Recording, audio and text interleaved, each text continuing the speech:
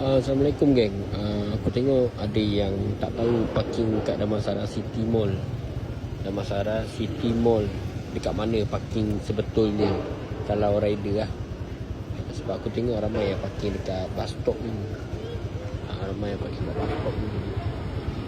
Bukanlah tak boleh parking kat bus stop ni. Boleh je parking kat bus stop ni. Tapi kalau hari kau tak lak kan, di BKL datang kan, memang dia terus angkut motor kau naik lori. Aku pernah tengok rider pernah kena naik lori motor dia, lori di BKL tu. Kalau hari cuti aku rasa mungkin okey lah kalau kau parking kat sini. Tapi sebetulnya parking dia ada kat Lodi Bay. Jadi aku tunjuk kat korang kat mana. Korang daripada arah sana senang lah.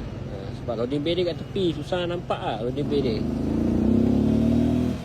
Lodi Bay dia kat sini.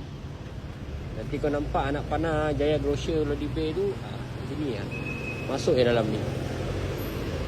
Dia betul-betul kat dalam ni.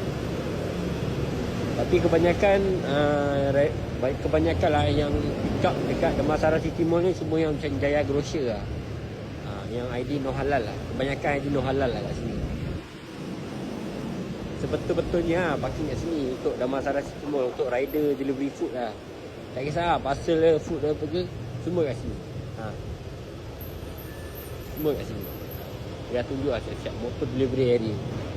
Ini pintu masuk dia. Pintu masuk dia, tu mall. Mudahan kat Damansara City ni leceh dia kalau kau tak jumpa pintu masuk Lodi Bay lah. Itu je. Kalau kedai kau sidai tu better jangan parking lah kat bus stop tu. Takut kau keluar-keluar motor kau dah kena angkut dengan di BKL. Itu je sebenarnya yang risau. Better kau parking tempat yang sebetulnya kalau pick up makanan yang sidai. Macam Jaya Grocer ke apa ke.